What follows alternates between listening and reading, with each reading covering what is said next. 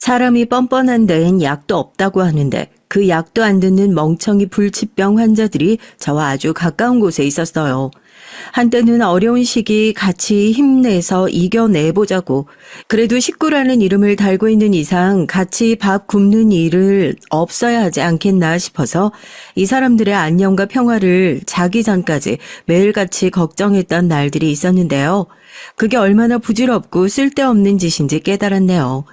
멍청한 시댁 식구들에게 딱 하나 감사한 점이 있습니다.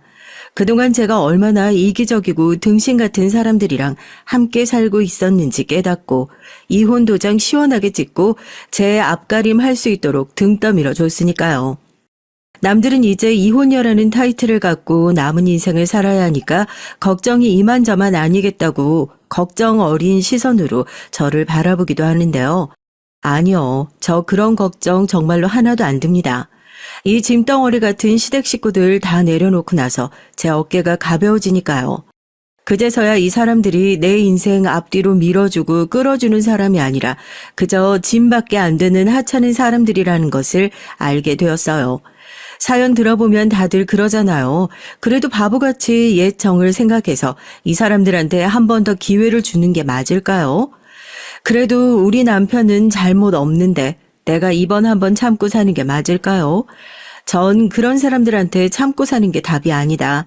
전 비록 이런 일들이 있고 나서야 깨달았지만 사연을 듣는 사람들 중에 저처럼 이렇게 바보같이 사는 사람이 있다면 제발 아까운 인생 하루라도 낭비하지 말고 빨리 박차고 나오셔라. 그 얘기하고 싶어서 용기 내 사연 보내봅니다.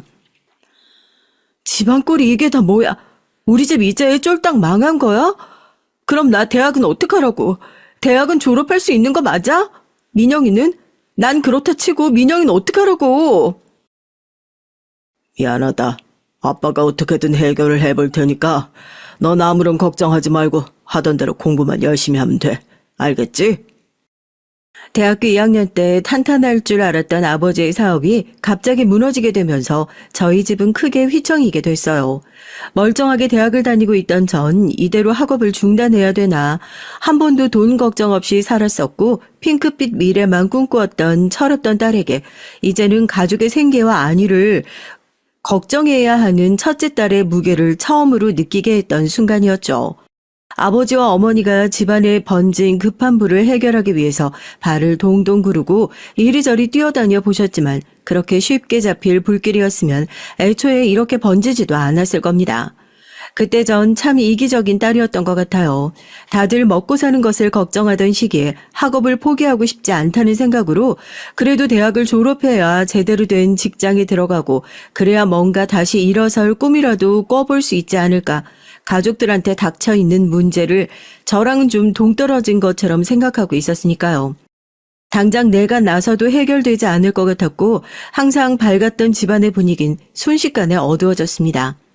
자다가 중간에 벌떡벌떡 깨서 안방 문을 조심스럽게 열어보곤 했어요. 부모님이 저랑 여동생을 두고 어디론가 갑자기 훌쩍 떠나버리면 어떡하나, 내가 정말 가족을 책임져야 하는 상황이 오면 어떡하나, 그런 불안감 때문에요. 참 우습고 자기밖에 모르는 사람이었죠. 너 괜찮아? 밥은 먹었어? 휴학계 냈다면서 집 얘기 들었어. 부모님 어제 우리 집에 오셨더라고. 다른 건 몰라도 너 대학은 졸업할 수 있게 해달라고 그러시는 것 같은데. 그때 유일하게 제가 저희 집 얘기를 편하게 할 수 있었던 존재가 바로 남편이었어요. 어렸을 때부터 소위 말해 동네 친구라고 하죠. 부모님들끼리 워낙에 동네에서 터를 잡을 때부터 친한 사이였기에 남편과 저 역시 자연스럽게 볼 꼴 못 볼 꼴 다 보이면서 함께 컸습니다. 서로 사춘기 시절도 다 목격했고 부모님 몰래 사귀었던 남자친구가 누군지 여자친구가 누군지도 다 알 정도로요. 저희 집이 그렇게 됐고 이 여파로 제가 대학에 휴학계까지 냈다는 소식을 듣고 가장 먼저 달려와준 유일한 친구였습니다. 한 번도 약한 모습을 보였던 적이 없었던 제가 그때 처음으로 남편 품에 안겨서 소리내어 엉엉 울었어요. 어떻게 달래줄 줄도 모르고 어색한 손길로 등만 토닥여주던 남편은 우스갯소리로 너네 집 쫄딱 망해도 너는 내가 먹여 살린다고 그렇게 얘기를 했었는데 몇 년 후에 그 얘기가 정말 현실이 될 줄 그땐 둘 다 몰랐었죠. 다행히 사람이 죽으라는 법은 없다고 아버지의 절친한 친구이자 저희 시댁이 도와주신 덕분에 저희 집은 힘든 고비를 이겨낼 수 있었습니다. 아버지가 운영하시던 사업은 급하게 정리를 해야 했지만 그게 오히려 저희 집엔 전화위복의 기회가 됐죠. 가족들 모두 이 어려운 시기를 이겨내야 한다는 하나의 목표만 가지고 죽자 사자 달렸거든요. 아버지는 사업을 무사히 정리하고 어머니와 같이 그때 막 뜨고 있었던 부동산 임대업 공부를 시작하셨고 저도 다른 데 한눈 팔지 않고 좋은 성적으로 대학을 졸업해서 바로 괜찮은 회사에 취업을 할 수 있었고요. 예전에 아버지가 고생하시니 어떻게든 잘 되겠지라는 생각으로 살았다면 그때 한번 큰 고비를 같이 겪고 나니까 누구 하나 허투루 살려는 사람이 없었거든요. 서로한테 패기치지 말고 살아야지, 이 악물고 견뎌내야지, 다들 그런 마음가짐으로 살았으니 저희 집도 조금씩 살 길이 보이기 시작했던 것 같아요. 저희 집이 힘들 때도 좋아질 때도 한결같이 제 곁에서 든든한 조력자 역할을 해주었던 남편과도 단순히 절친한 동네 친구 이상으로 가까워지게 됐습니다. 그때까지만 해도 시댁은 저에게도 저희 부모님에게도 마냥 은인 같은 존재였어요. 그 힘든 고비 도움의 손길이 없었다면 이렇게 다시 가족들끼리 으쌰으쌰 해볼 생각조차 하지 못했을 테니까요. 저희가 본격적으로 연애를 시작하고 양가에 인사를 드리기 전부터 전 시댁에 왔다 갔다 하면서 미리서부터 며느리 노릇을 자처했던 것 같아요. 시댁에서도 그걸 되게 당연하게 생각했었고요. 지금 생각해보면 너무 바보 같은 짓이었는데 그땐 그걸 왜 당연하다고 생각했는지 모르겠습니다. 민주야, 이번 주말에 우리 김장 할 거니까 너 어디 가는 데 없으면 집에 와서 일손 좀 도와라. 엄마, 아직 결혼도 안 했는데 무슨 김장이야. 애가 노는 것도 아니고 나가서 일하는 사람인데 주말엔 집에서 좀 쉬기도 하고 그래야지. 얘는 내가 뭐 와서 힘든 일 시키니? 그리고 어차피 김장 끝나고 나면 너네 집 가져갈 김치도 다 싸갈 건데 뭐 그렇게 어려운 일이라고. 너네 결혼할 거라면서 미리부터 와서 집안 어른들 얼굴도 보고 일도 돕고 하면 좋지. 벌써부터 싸고 두는 거야? 김장은 물론이고 가족 행사며 가족 여행까지 빼놓지 않고 저를 찾으시는 시어머니를 보면서 처음엔 그래 결혼할 시어머니 미리부터 이렇게 챙겨주시는 게 오히려 고맙다고까지 생각을 했다니까요. 스스로 호구짓을 자처했던 거죠. 머저리라고 욕을 한 바가지 먹어도 할 말이 없습니다. 막상 가보면 귀한 며느리 대접을 받기보단 시댁에 얹혀진 일손 정도로 여겨지는 것 같아서 당혹스러웠던 때가 한두 번이 아니었지만요. 결혼 전부터 시댁에 이리저리 끌려다니면서 일을 하는 모습을 보면서 저희 부모님도 걱정스러워하고 미안해하셨어요. 내가 괜히 그 집에 손을 벌려서 없는 집에서 딸을 혼수 취급한다고 생각할까 싶어 마음이 안 좋구나. 누구 탓을 하겠니? 이게 다 애비가 모자란 탓이지. 왜 그런 말씀을 하세요? 어차피 결혼할 사이잖아요. 가서 뭐 큰일 하는 것도 아니고 어머님 말씀대로 가서 미리 친척들 얼굴도 익혀두고 저 진짜 괜찮아요, 아빠. 우리 집도 덕분에 나아지고 있잖아요. 우리라고 뭐 마냥 힘들기만 하겠어요. 내가 중간에서 잘 조절할게요. 사람이 마냥 힘들기만 하라는 법은 없다고 그 말이 딱 맞죠. 부모님이 하시는 일도 조금씩 성과를 보고 있었고 남편이랑 전 그럼 다음해쯤 결혼을 하자 하고 양가에 인사를 올리고 결혼식장을 알아보고 있던 중이었어요. 사람 팔자가 바뀌는 거 한순간이라고 그래도 우리 딸 결혼하기 전에 뭐라도 해줘야 하는데 시댁 가서 돈 때문에 싫은 소리 안 듣게 빨리 좀 나아져야 하는데 입버릇처럼 말씀하시던 부모님이었는데 정말 그 말이 기도문처럼 이름 모를 신에게 닿기라도 한 듯이 거짓말처럼 상황이 나아지기 시작했거든요. 엄마 이거 당첨이래. 나 청약 이거 당첨됐대요. 저희 집에 기울어진 가세가 다시 올라가기 시작했던 것, 그 시작은 바로 제 청약 당첨이었습니다. 그때까지만 해도 청약 통장은 그저 월급을 받으면 매달 넣는 적금 통장 정도라고 생각하고 있었던 저였는데요. 회사에서 주변 사람들이 다 넣는 청약, 아무런 생각 없이 따라서 넣어봤던 거였거든요. 부동산을 하시는 부모님 말씀으론 입지도 좋고 당첨만 되면 아파트값 올라가는 건 따놓은 당상이다 하셨던 곳이어서 그런 로또 같은 행운이 나에게 올까 반신반의하면서 넣었던 곳이었어요. 그런 행운이 정말 저에게도 오더라고요. 당첨됐다는 소식에 가족들 모두 손을 부여잡고 방방 뛰었죠. 우리도 이제 뭔가 되긴 되려나 보다 하고요. 이미 그땐 신혼집을 다 마련해둔 상태여서 남편에게만 이 기쁜 소식을 알렸습니다.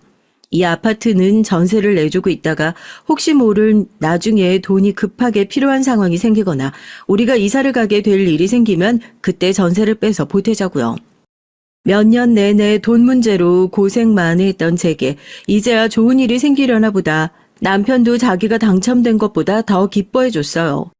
결혼 잘하니까 저한테도 이런 복이 굴러 들어오는 거 아니겠냐고 너스레를 떨었다니까요. 저에게 찾아온 그 행운은 그저 시작에 불과했습니다.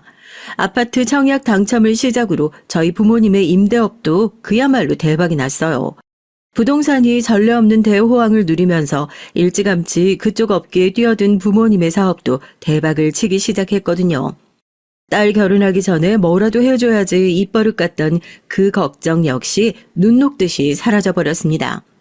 빚을 내서 매입했던 건물들이 짝이라도 한 것처럼 재개발 구역으로 편입되고 새 4배가 넘는 금액으로 훌쩍 치솟으면서 다행스럽게도 결혼 전에 저희 집이 시댁에다가 진 빚도 다 갚을 수 있었어요. 빚만 갚았게요. 어려울 때 도와줘서 고맙다면서 저희 아버지가 빌렸던 돈도 두둑히 더 얹어 갚아주셨다고 저도 그렇게 얘기를 전해 들었죠. 그런 일들로 눈치를 보진 않았었지만 그래도 마음의 빚이라는 게 있잖아요. 시댁에 빚이 있는 상태로 결혼을 진행하는 것과 그걸 다 털고 결혼하는 건 마음가짐이 다르니까요. 저도 좀 홀가분하더라고요. 딸만 덜렁 혼수로 보내는 줄 알았는데 그래도 너희 아버지 양심은 있는 모양이다. 너네가 하도 좋다 해서 우리도 결혼 허락을 하긴 했지만 그래도 주변 사람들 보는 눈이라는 게 있잖니? 처갓집이 빚 있다고 우리도 그게 무슨 망신이야. 결혼식 전날까지 시어머니가 하시는 말씀을 들어보니 저 돈 못 갚고 결혼했으면 제 결혼 생활이 꽤나 피곤했겠구나 싶어서 이렇게 상황이 나아진 게 참 다행이다 하고 저도 가슴을 쓸어내렸었죠. 이젠 결혼하고 두 가족 모두 잘 될 일만 남았다 그렇게 생각했어요. 그렇게 식을 올리고 몇 년 후 저희는 예상하지 못했던 난관에 또 한 번 부딪히고 말았습니다. 이번엔 저희 집이 아니라 시댁에서 난리였죠. 어쩜 이렇게 한쪽이 나아지면 한쪽이 나빠지는지 둘 다 조용히 살 수 없는 건지 꼭 시소처럼 기울었다 올라갔다 하는 집안 상황이 원망스럽게까지 하더라고요. 늘 불안불안하긴 했습니다. 저희 시댁 절대 금수저 아니거든요. 오히려 졸부에 더 가까운 집안이었죠. 시아버지가 일찍 사업으로 성공해서 가족들 모두 별다른 직업 없이 시아버지 사업 다 같이 하고 있는 마당에 시아버지가 몇 년 전부터 무리하게 벌여놓은 일이 하나둘씩 폭탄처럼 터지기 시작하면서 집안이 크게 출렁이기 시작했습니다. 결혼을 하고 나서 잘 다니고 있던 직장을 때려치우고 아버지 일을 돕겠다면서 두 팔 걷어붙이고 나선 저희 남편을 포함해서 말이에요. 당장 다음 달에 나가야 할 돈도 빠듯한데 이번 달에 월급 받기 어렵다니 그게 무슨 소리야. 아버님 회사 지금 그 정도로 힘든 거야? 말을 해줘야 알지. 매달 생활비 통장에 꼬박꼬박 돈을 이체해주고 있어서 집에 그 난리법석이 났던 걸 전 전혀 모르고 있었던 거예요. 그제서야 남편이 사실대로 모든 얘기를 털어놓더군요. 아버님 역시 어떻게든 혼자 수습을 해보시겠다고 혼자 고군분투하고 계셨고 월급은 이미 밀린 지 2달 정도 됐답니다. 수습을 하려다가 다시 사기까지 당해서 수습해야 할 돈의 액수가 어마어마하더라고요. 꼭 대학생 때 저희 집이 망했을 때로 돌아간 것 같아서 가슴이 덜컥 내려앉았습니다. 그래도 저도 식구인데 말씀은 해주지 서운한 마음도 들었고요. 그 길로 남편 손잡고 바로 시댁으로 찾아갔습니다. 대체 어떻게 된 일이냐고 두 분 괜찮으시냐고요.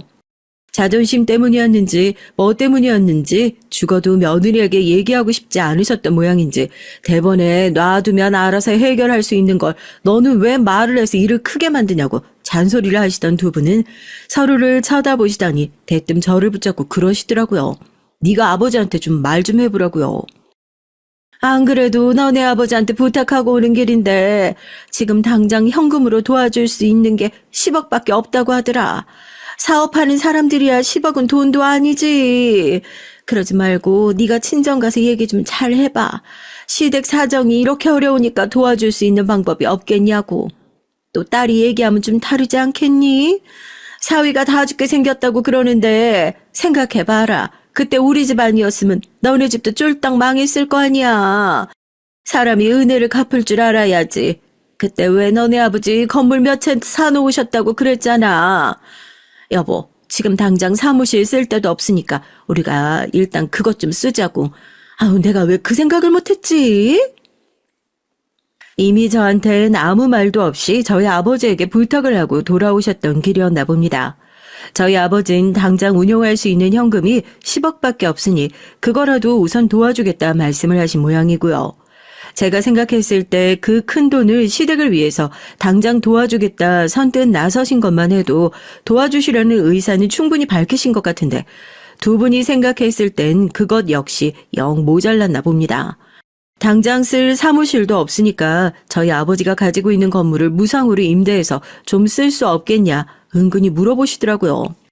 제가 부모님이 하시는 사업에 대해서 그 속사정을 정확히 다 알진 못하지만 저희도 이제 막 톱니바퀴를 맞춰 제대로 구색을 맞추고 있는 상황이고 건물 임대료를 받아서 다른 것을 굴려야 하는 상황에서 아무래도 그건 무리지 않을까, 그걸 제가 함부로 부탁드려도 될까 선뜻 대답이 나오지 않더라고요.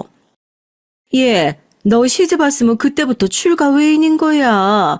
지금 니네 집 식구들이 다 죽게 생겼는데 머릿속으로 계산기 두드리고 있을 때니? 이러지 말고 말 나온 김에 지금 당장 너네 집에 가서 얘기 좀 해보자. 여보, 왜 진짜 그 생각을 못했나 몰라요. 제가 선뜻 대답을 하지 못하자 시어머니는 쇳불도 단김에 빼랬다면서 제 손을 붙잡고 저희 부모님께 연락을 했습니다. 지금 집으로 가겠다면서요. 그렇게 난처한 표정으로 시부모님한테 붙들려 본가에 가게 됐죠. 친정 부모님은 연락도 없이 찾아온 저를 보면서 대체 무슨 일로 여기까지 왔나 아마 의아하셨을 거예요. 자리에 앉아서 제가 말을 꺼내기도 전에 시어머니가 먼저 선수를 치고 주저리 얘기를 시작하셨죠. 딸 얼굴을 봐서라도 사돈댁에서 우리 좀 도와주시라고 하고 저희 아버지께서는 그래서 지금 당장 운용할 수 있는 현금 도와드리기로 아까 다 얘기 마무리된 거 아니냐 정중하게 대답을 하셨고요. 그 돈이 있어봤자 지금 당장 급한 불 끄는 꼴밖에 더 돼요. 듣자 하니까 예전에 이쪽 부근에 건물 몇 개 사두신 거 있다고 하셨었죠? 그거 우리 좀 먼저 쓰자고요. 사돈, 그게 말씀처럼 쉬운 얘기가 아니에요. 그리고 그 건물은 이미 들어오기로 한 곳이 있어서 계약을 파기하면 저희도 위약금을 물어줘야 하는 상황이고 또 임대료를 받아서 저희도 그 돈을 굴려야 먹고 살 수가 있는데 다짜고짜 건물을 쓰자고 하시면 어차피 안에 임대 내줄 사람들이야 위약금 좀 물어주고 내보내면 되는 거 아니에요? 딸 시집 보내놓으시고 그 정도도 못 도와주신다고 하면 어떡합니까? 저희만 못 살면 그만인 게 아니라 저희 집 망하면 애도 같이 굶어 죽는 거예요. 임대료야 지금 당장은 못 드려도 우리도 사업 좀 먹고 살만해지면 그때 위약금이니 뭐니 더 후하게 쳐서 갚아드릴 테니까 우선은 저희 먼저 도와주시는 게 맞는 거 아니겠어요? 솔직히 그 건물 그때 우리 아니었으면 사지도 못하셨을 거 아닙니까? 그때는 은혜 있지 않는다고 그렇게 감사하다고 하시더니만 이렇게 입 씻으시면 곤란하죠. 그것도 가족끼리요. 딸 앞에 두고 그렇게 손익 따지시는 그런 분 아니시죠? 그때 제 상황이 얼마나 난처했는지 제가 생각해봐도 이건 저희 친정에서 손해를 봐서 시댁 도와주자는 얘기밖에 안 되잖아요. 남편 붙들고 이건 좀 아닌 것 같다. 뭐라고 얘기라도 좀 해봐라. 당황해서 얘기를 하니까 여태까지 제 편인 줄 알았던 남편도 은근슬쩍 발을 빼는 겁니다. 우리 집에서 그 돈 안 준다고 한 것도 아니고 엄마 말씀 들어보면 우선 회사부터 살려놓고 나서 갚겠다고 하지 않냐고. 급할 때 서로 도와달라고 하는 건데 뭘 그렇게 펄쩍 뛰냐면서요. 엄마랑 아빠도 거의 딸을 인질로 잡아놓고 좀 도와주셔라. 말만 도와달란 소리지 협박처럼 얘기를 하는 통에 저희도 상의를 좀 해봐야겠다. 연락드리겠다 하고 시댁 식구들을 우선 돌려보냈어요. 집에 와서 저도 남편한테 크게 화를 냈죠. 어떻게 상의도 없이 이렇게 일을 벌여놓고 저희 부모님한테 그 뒷수습을 다 떠넘길 수 있냐면서요. 당신은 왜 말을 그렇게 서운하게 해? 가족끼리 어려우면 좀 도와줄 수 있는 거지. 막말로 입장 바꿔서 당신네 집이 결혼 후에 그렇게 어려워졌다고 하면 우리 부모님이 나 몰라라 하고 안 도와주셨을 것 같아? 난 반대로 장인어른 장모님한테 실망이다. 여유가 없으신 것도 아니고 우리 가족이 뭐 돈을 떼먹겠다는 것도 아닌데 그 자리에서 도와주겠다고 말 한마디 하는 게 뭐가 그렇게 어려운 일이라고. 거지들 쫓아내듯이 그렇게 말씀하셔. 당신이 뭐 따로 집에다가 가서 얘기한 건 아니야? 저희 부모님 앞에 가서 도와달라고 사정하고 고개 숙일 땐 언제고 나오니까 다들 제 탓을 하더라고요. 그 말이 뭐가 그렇게 어렵다고 딸 앞에 두고도 계산기 두드리고 있냐면서요. 저도 순간 확 짜증이 나서 남편한테 내가 너랑 뭔 얘기를 더 하겠냐고 짐가방 싸들고 친정으로 와버렸어요. 그때 그냥 시원하게 이혼을 하든지 아니면 짐가방 싸들고 친정으로 쫓아갈 일이 아니었는데 생각이 짧아도 너무 짧았던 거죠. 무작정 짐 싸들고 친정으로 돌아온 딸을 보고 안 그래도 근심 많았던 부모님은 행여나 이 일 때문에 딸이 이혼이라도 할까 싶어 더욱 큰 걱정을 하셨던 거예요. 됐어. 현금으로 도와주기로 했다면서요. 그 정도면 됐지. 사람들이 어쩜 그렇게 뻔뻔해? 뭐 우리 집에 돈이라도 맡겨놨어? 나 가지고 협박하는 것도 아니고 나도 우리 집 그렇게 모욕하는 거 그거 못 들어주겠어. 그런 시댁이야. 내가 갈라서면 그만이야. 무리해서 도와주실 필요 없어요. 힘들다고 해서 도와주는 것도 정도가 있지. 어쩜 다들 그렇게 뻔뻔하냐고.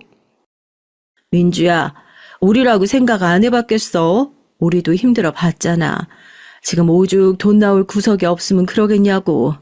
저 심정 이해 못하는 것도 아니고 원래 저렇게 뻔뻔한 사람들도 아닌 거 우리도 잘 아니까 도와주겠다고 한 거야. 지금 빠듯하긴 해도 당장 저거 좀 도와준다고 해서 우리 집이 휘청일 정도로 어려운 것도 아니고 너도 이만 돌아가서 장서방한테 화해해. 너 이렇게 나오면 우리 마음이 얼마나 안 좋겠니? 식구니까 우선 도와주고 봐야지. 엄마는 버럭 화를 내는 저를 오히려 달래면서 시댁 한번 믿어보자고 우리도 그때 도움받아서 어려운 고비 넘기지 않았냐 하시더라고요. 시댁의 태도를 봐선 뭘 나서서 도와준다는 것이 영 내키지도 않았지만 어쩌겠어요. 부모님이 나서서 도와주시겠다고 하시고 그 상황에서 이거 가지고 이혼을 한 해 만에 한다는 것이 부모님 마음을 더 불편하게 만드는 일이었으니까요. 그렇게 시댁에 닥친 어려움을 저희 부모님은 정말 물심양면으로 도와주셨습니다. 위약금까지 물어가면서 건물을 계약해둔 계약자에게 양해를 구하고 건물을 비워줬고 시댁에서 당장 사무실로 쓰시라며 무상으로 임대를 해줬고요. 사정 나아질 때까진 관리비 정도만 받겠다. 나중에 사정 나아지면 그래도 월세를 이만큼은 줘야 한다. 계약서도 그 자리에서 썼고요. 저도 그 건물 시세를 아는데요. 월세도 정말 말도 안 되게 낮은 금액이었어요. 제가 혹시라도 이번 일 때문에 시댁에서 싫은 소리 들을까봐 걱정했던 부모님께서 배려해 주신 거겠죠. 무상임대를 해줄 거면 끝까지 무상임대를 해주시든지 남들은 딸한테 건물도 그냥 준다는데 하여튼 너희 집은 돈독에 올라도 제대로 오른 모양이다. 무슨 식구끼리 그렇게 꾸역꾸역 돈을 다 받아내겠다고 계약서까지 쓰고 나 원참. 아무리 돈이 궁해지고 지금 당장 사는 게 어려워졌다고 해도 시댁의 태도는 이해하기 힘들었습니다. 힘들 때 도와준 것만으로도 감사만 해도 모자랄 상황에서 끝까지 볼멘 소리를 하면서 투덜거리는 게 할 수만 있다면 지금 당장이라도 계약서를 박박 찢어버리고 도와달라고 한 거 다 물렀으면 좋겠다 싶은 심정이었죠. 옆에서 남편이 아무래도 힘든 시기라서 어머니도 더 예민해져 있는 것 같다. 좋은 게 좋은 거니까 당신이 한번 좀 참고 넘어가 줘라. 뜯어 말리지 않는다면 진작에 그렇게 하고도 남았을 겁니다. 여튼 저희 집이 그렇게 시댁을 도와주면서 지난날 졌던 빚은 금전적으로든 심적으로든 단 한 톨도 남기지 않고 갚았다고 생각해요. 오히려 상황이 역전된 거죠. 이제 시댁이 어쩔 수 없이 저희 집에 눈치를 봐야 하는 그런 입장이 되었다고 생각했죠. 그런데 웬걸요?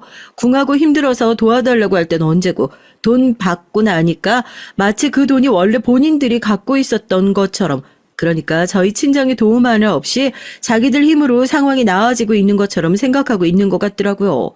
오히려 제가 돈 관련된 얘기를 꺼낼 때마다 너 지금 그 푼돈 빌려줘 놓고 우리한테 생색내려고 하는 거냐 하는 태도로 벌컥벌컥 화를 내는데 기가 막힐 노릇이었습니다. 저희 집에서 현금이며 건물이며 도움을 주고 나서 시댁도 조금씩 나아지기 시작했어요. 당연히 나아질 수밖에 없었죠. 돈을 그렇게 쏟아 부었는데요. 요즘 회사 사정은 어때? 그래도 많이 나아진 것 같은데. 여쭤보면 다들 말씀이 없으셔서 급한 건 다 해결한 거야? 이제 좀 괜찮아진 거 맞아? 덕분에 많이 나아졌지. 아버지 얘기 들어보니까 그때 멈춰놨던 해외 영업들도 다 슬슬 다시 준비하려고 하시는 것 같더라고. 진짜 잘 됐지. 계속 걱정했는데. 회사가 좀 나아진 것 같아 시댁에 갈 때마다 요즘 회사는 어떠냐고 물어보면 꼭 제 앞에서만 아직도 먹고 살기 힘들다 죽겠다 그러시니까 대체 이게 나아진 건지 뭐 어떻게 굴러가고 있는 건지 가늠도 안 오더라고요. 남편한테 넌지시 물어보니까 그래도 이제 회사가 어느 정도 좀 굴러가는 것 같더라고요. 아무리 저한테 얘기를 안 해주신다고 하더라도 저도 주변에서 들리는 얘기가 있는데요. 그동안 접어놨던 일들을 시아버지께서 다시 준비를 하신다. 뭐 공장 부지를 알아보러 다니고 있다. 사정이 나아지면 그동안 밀렸던 월세도 그렇고 빌려갔던 돈도 갚기 시작한다고 말씀하셨으니 친정에 알아서 잘 갚고 계시겠거니 생각하고 있었습니다. 민주야, 시댁이 아직도 많이 어렵다니? 월세 못 받는 거야 둘째치고 장서방도 회사가 많이 어려우면 그 일 얼른 정리하고 다른 일 알아보는 게 어떤가 하고. 하지만 우연히 아버지와 통화를 하면서 시댁에선 상황이 나아지고 있었는데도 저희 집에 계속 어렵다는 핑계로 월세며 빌려갔던 사업자금을 전혀 갚고 있지 않고 있다는 사실을 알게 됐습니다. 저희 아버지는 그저 시댁이 많이 어려운가 하고 속으로 내동 고민을 하고 계시다가 돈이야 둘째치고 괜히 딸과 사위까지 함께 휘청일까 싶어 이제는 어떻게 도움을 줘야 하나 고민 끝에 저에게 연락을 주셨던 거고요. 그 얘기를 들으니까 얼마나 기가 막히던지요. 시부모님께 요즘 회사는 어떻냐, 사정은 많이 좋아졌냐 물어보니까 저에게만 말을 아끼시던 이유가 이거였구나 싶더라고요. 괜히 나아졌단 소리 하면 제가 집에 가서 얘기를 전하고 상황도 나아졌는데 왜 돈은 안 갚냐는 독촉을 할까봐 그러셨겠죠. 결국 참다 못한 제가 시댁에 갔을 때 먼저 얘기를 꺼냈습니다. 아버님, 건물 한 층 비우고 스크린 골프장 준비하신다면서요. 분명 저한텐 그때 회사만 굴리기도 어려우시다고 저희 아버지께도 그렇게 말씀하셨다면서요. 여태 월세도 한 번 못 받으셨다는데 너무하신 거 아니에요? 예, 너 아주 친정에서 돈 좀 빌려줬다고 사채업자처럼 구는데 우리가 너한테 돈 빌렸니? 너희 아버지한테 빌렸지. 뭐라도 장사를 해서 돈을 벌어야 그 돈도 빨리 갚을 수 있을 거 아니야. 너희 아버지한테도 다 얘기했는데 네가 뭐라고 나서길? 괜히 이제 시작하려는데 초치지 말고 말 나온 김에 너희 아버지 사업하시니까 주변 사람들 많이 알 거 아니야. 너도 주변 사람들한테 골프장 홍보 좀 하고 회원권 좀 팔아라. 하여튼 말끝마다 돈 아주. 내가 그 돈 더러워서 빨리 갚아버리든지 해야지. 이건 나이 먹고 며느리 눈치나 봐야겠어. 시댁 식구들 서로 눈치를 보는 모습을 보니 이건 역시 저 빼고 다들 알고 있었던 눈치더라고요. 장사가 잘 돼야 월세가 됐든 돈이 됐든 갚을 수 있을 거 아니냐면서 되려 큰 소리를 치시는 시어머니를 보면서 저 역시 서서히 시댁에 대해 남아있는 어떤 일말의 기대감 같은 게 서서히 사그라드는 느낌이었습니다. 남편과는 집에서 거의 매일같이 싸웠어요. 다른 문제도 아니고 시댁과 돈 문제로 얽히게 되니까 얼마나 불편하던지요. 괜히 저 때문에 친정 식구들이 보지 않아도 될 피해를 보고 있는 것 같고 내가 대체 뭘 위해서 이렇게 우리 가족까지 끌어들여 희생을 하고 살아야 하나 그 화살은 전부 남편에게 돌아갔죠. 어떻게 가족들이 그렇게 하나같이 당당할 수 있냐고. 당신도 결국 알고 있었는데 모른 척하고 있었던 거 아니야? 우리 가족들은 뭐 자선사업가야? 애초에 어머님이랑 아버님은 월세 내실 생각이 있긴 하셨대? 밖에서는 그 건물 시댁 건물이라고 말씀하고 다니신다며. 우리 집에 언제까지 그걸 다 참고 있어야 하는 건데, 어? 당신이야말로 왜 그런데? 당신 진짜 변했어. 언제부터 그렇게 돈만 밝히는 사람이 된 거야? 언젠간 가족끼리 힘든 일이 있으면 같이 이겨내는 거라고. 예전에 당신 힘들 때 그렇게 말하다가 왜 우리 가족이 막상 힘들어진 거 보니까 가족이 아니다 싶어? 오히려 이런 문제를 가지고 스트레스 받는 저를 보면서 남편은 돈만 밝히는 사람으로 몰아가는 것이 더 큰 스트레스였습니다. 시부모님은 결국 저희 부모님 건물을 이용하면서 관리비만 내고 싫은 소리를 할 때마다 그래도 우리가 성의 표시를 하지 않았냐는 식으로 100만 원, 200만 원 갚아야 할 돈에 10분의 1도 되지 않는 돈을 입금하고 있었고 제 스트레스와 남편과의 갈등도 거의 극으로 치달아 있는 상태였어요. 저희 부모님 역시 저한테 말씀을 못 하셔서 그렇지 엄청난 스트레스를 받고 있으셨을 것 같아요. 오래된 친구의 예전에 도움도 받았겠다. 거기다 딸까지 시집을 보내놓은 사돈댁에 속 시원하게 얘기도 못하고 속만 끓이고 있었겠죠. 결국 그 문제를 키운 건 중간에 끼어서 아무것도 하지 못했던 제 탓이 가장 컸습니다. 이혼 서류를 작성했다가 구겨버렸다가 자고 있는 남편을 보고 이를 갈고 몇 번이나 고민을 했는지 몰라요. 지금이라도 늦지 않았으니 그깟 결혼 생활 뭐가 아쉽다고 엎어버리고 모든 것을 제자리로 되돌려 놓는 것이 맞다는 것을 알면서도 쉽게 용기를 내지 못하는 제 자신이 저 스스로도 답답하다고 느꼈죠. 꼭 터지기 몇 초 전에 시한폭탄 같은 상황이었어요. 그러나 시한폭탄은 결국 언제든 터지기 마련 아니겠습니까? 결국 그 시한폭탄의 선을 끊어버렸던 건 제가 아닌 시댁이었습니다. 이런저런 일들로 마음속에 쌓아놓은 것이 많은 상태에서 시동생의 결혼으로 모든 것이 뻥하고 터져버리게 됐거든요. 남편이랑 집에서 말도 안 나고 거의 냉전 상태를 유지하면서 지내고 있었는데 어느 날 퇴근하고 집에 돌아오니까 남편이 저녁을 먹고 저한테 백화점 상품권이 가득 들어있는 봉투를 하나 건네더라고요. 갑자기 이게 뭐냐 물으니까 어머님이 전해달라고 하셨답니다. 제 생일 때도 매해 돌아오는 생일 뭐 그렇게 대단한 날이라고 한번 챙겨주신 적 없으신 분이 갑자기 백화점 상품권을 주신다고 하니까 당연히 의심 가득한 눈초리로 받을 수밖에 없었죠. 시댁 식구들이 뭐 나한테 잘못한 거라도 있나 하고요. 갑자기 어머님이 나한테 이런 걸 왜 주시냐 하니까 괜찮은 옷이라도 한 벌 사입을 하면서 남편한테 전해달라고 하셨답니다. 당신 요즘 이것저것 스트레스 받는 일도 많잖아. 머리도 식힐 겸 백화점 가서 쇼핑이라도 하고 오라고. 철민이 지금 만나는 여자랑 내년에 결혼할 모양인가 봐. 다음 주말에 밖에서 가족들한테 인사하는 자리 갖는다는데 겸사겸사 옷 한 벌 해입으라고 주신 거야. 남편 아래로 남동생이 하나 있거든요. 시동생이 만나는 여자가 있다는 건 알고 있었지만 최근에 워낙 집안이 휘청이기도 하고 시끄러웠으니까 결혼 얘기는 좀 미뤘으려나 보다 했는데 확실히 시댁 사업이 안정이 되긴 됐던 모양이에요. 슬슬 다시 인사를 하고 하는 걸 보니까요. 저도 너무 고마운 마음으로 그 상품권을 받지 않았어요. 그래도 내심 시댁 식구들이 나한테 미안한 마음은 있었나 보다. 괜히 직접 주시라고 하니까 민망해서 남편 통해서 이렇게 사과를 하고 싶으셔서 상품권이라도 전해주셨나 보다 하고 저도 전화로 감사하다고 잘 사있겠다고 얘기하고 식당 예약 아직 안 하셨으면 제가 아는 괜찮은 집으로 예약하겠다 하고 예약까지 손수 다 해드렸어요. 그동안 하도 시댁 식구들이랑 푸닥대고 싸우기만 해서 그런지 이렇게 평화롭게 지나가는 시기도 있기도 하는구나 싶었거든요. 그게 다 나중에 저한테 싫은 소리 하고 아쉬운 소리 하려고 깔아놓은 밑밥인지도 모르고 말입니다. 시동생의 상견례 자리에 나갔을 때도 시댁 식구들이 뭐 다른 사람이라도 된 것 마냥 어찌나 잘해주던지 처음엔 이 사람들이 뭘 잘못 먹었나 싶었다니까요. 시어머니도 제가 시집 오고 나서 저한테 생전 그러신 적이 없었는데 제 옆에 꼭 붙어가지고 이게 이번에 산 옷이냐 얼마 줬냐 상품권을 좀 더 줄 걸 그랬다. 우리 며느리 좋은 옷 한 벌 진작에 사입했어야 하는데 이렇게 잘 차려입고 나니까 태가 난다. 왜 이렇게 비행기를 태워주시나 싶으면서도 그렇게 좋은 소리 듣는데 싫은 사람이 어디 있어요.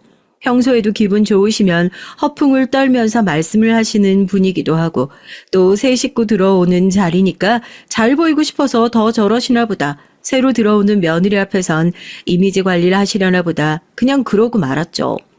시동생과 결혼할 여자를 만나보니 왜 그렇게 시댁에서 하루라도 빨리 결혼을 하려고 서둘렀는지 알겠더라고요. 개원을 앞두고 있는 의사래요.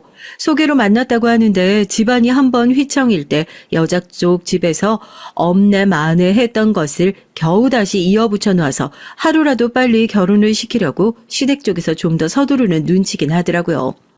저희 부모님이 부동산 일을 하신다는 얘기를 듣더니 오히려 그쪽에서 더 관심을 갖더라고요.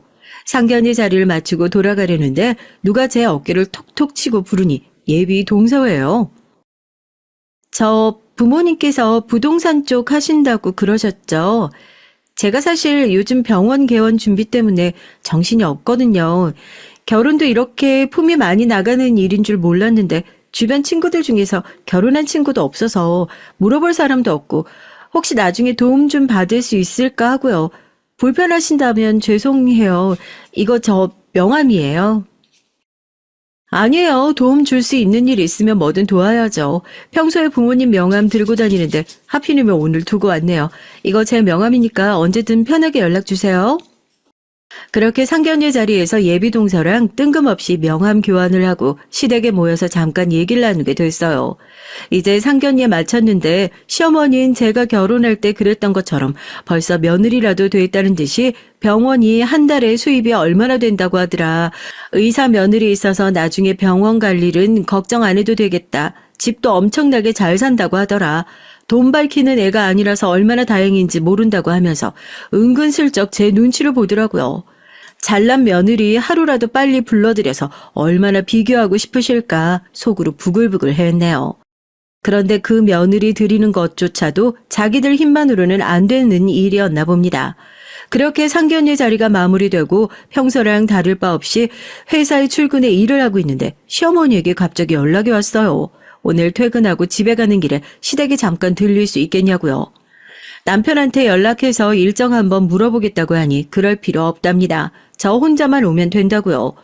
대체 또 무슨 쓸데없는 소리를 하시려고 남편도 떼어놓고 저 혼자 오라고 하시는 걸까? 솔직히 가기 싫은 마음이 굴뚝 같았지만 또 오라고 하는데 어쩌겠어요. 남편한테 굳이 말하지 말라는 거, 또 괜히 얘기했다가 귀에 들어가면 넌 내가 말하지 말라는 거 또 남편한테 그새 일러 바쳤냐. 평소에 부부끼리 대화도 잘 안 하고 살면서 뭘 이런 일은 그렇게 빨리 말하냐 잔소리를 할 게 뻔하니까 그거 듣기 싫어서 그냥 알겠다고 하고 남편한테는 오늘 퇴근하고 들릴 곳이 있어서 좀 늦게 가겠다고 하고 퇴근 후에 바로 시댁으로 갔죠. 시부모님의 시동생까지 딱 각을 잡고 앉았는 게 뭔가 대형 폭탄이 하나 떨어지겠구나 예상은 했었는데요. 앉자마자 하는 얘기가 너무 황당하고 어이가 없어서요. 저한테 집 좀 내놓으랍니다. 너 결혼하기 전에 청약 당첨돼서 전세 내준 집 하나 있다면서? 넌 그런 얘기를 왜 결혼하기 전에 우리한테 쏙 하고 감추고 있었니? 우리 아들 얘기 들어보니까 그건 나중에 집안에 급하게 돈 필요할 때 쓰려고 일부러 너네가 안 살고 전세 내놓은 거라면서? 그거 전세도 올해 끝나는 거 맞지? 철민이 곧 결혼하는데 의사 며느리 들어오는데 집 한 채 안 해주는 거 그것도 우리 집에서 면이 안 서는 일이니까 올해 전세 끝나고 나면 어디 다른 데 내놓지 말고 그거 시동생 결혼 선물이다 생각하고 내놔라. 앉자마자 시어머니가 다다다다 얘기를 하는데 너무 황당해서 입이 떡 벌어지더라고요. 결혼 전에 혹시라도 이렇게 불편한 일이 생길까봐 남편한테만 말을 하면서 괜히 시댁에다간 얘기하지 말아라. 우리 부부가 나중에 진짜로 필요할 때가 되면 쓰자고 말을 해놨던 건데 그걸 기어이 말을 전했구나 하고 화가 치밀어 올랐던 것은 물론이고 저희 집 돈도 모자라서 이제는 제 결혼 전에 해왔던 아파트까지 당당하게 시동생의 결혼 선물로 내놓으라는 그 뻔뻔한 태도가요. 대체 얼굴이 얼마나 두꺼워야 저런 소리를 사람 앉혀놓고 당당하게 할 수 있는 건지 기가 막혀서 진짜 헛웃음이 막 나오더라니까요. 엄님, 결혼 선물은 무슨 결혼 선물이에요. 제가 따로 추기를 하면 몰라도 그 집이 얼마짜린지나 아세요? 10억이에요. 도련님 결혼하시는데 저한테 지금 결혼 선물로 10억짜리 아파트를 내놓아라. 지금 그런 말씀이세요? 그게 무슨 말도 안 되나. 못해요. 도련님, 부모님 앉혀놓고 저한테 부탁도 아니고 지금 무슨 협박이에요?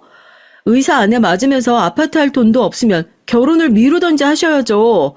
제발 분수에 맞게 좀 사세요. 뭐? 분수? 네가 우리 집에 돈 좀 빌려줬다고? 아주 우리 집을 무시해도 유분수지. 어디서 함부로 우리 집에다 대고 분수란 단어를 운운하고 있어. 시건방지기 짝이 없어서. 네가 우리 아들 아니면 뭐 결혼이나 제대로 할 수 있었을 것 같아? 어디서 거지 같은 집안 구제해서 겨우 집 식구를 맞이해주니까 감사한 줄 모르고 너 그렇게 네 집 식구들이 다 돈 걷어야 할 사람으로 보이냐? 그렇게 장사치속 가지고 며느리 행사할 거면 우리 집에서 당장 나가라. 내 아들이랑 당장 이혼해. 이혼 소리가 제 입에서 나와도 골백 번은 더 나와야 하는데 시어머니 입에서 그 소리가 나오니 더더욱 기가 찼죠. 시어머니도 아마 홧김에 하신 소리였을 겁니다. 제가 이혼 소리를 들으면 뭐 겁이라도 집어먹고 죄송합니다. 어머님 제가 잘못 생각했어요. 집이고 뭐고 도련님 결혼한다는데 도와드릴게요 하고 납죽 엎드릴 거라고 생각했었나 봐요.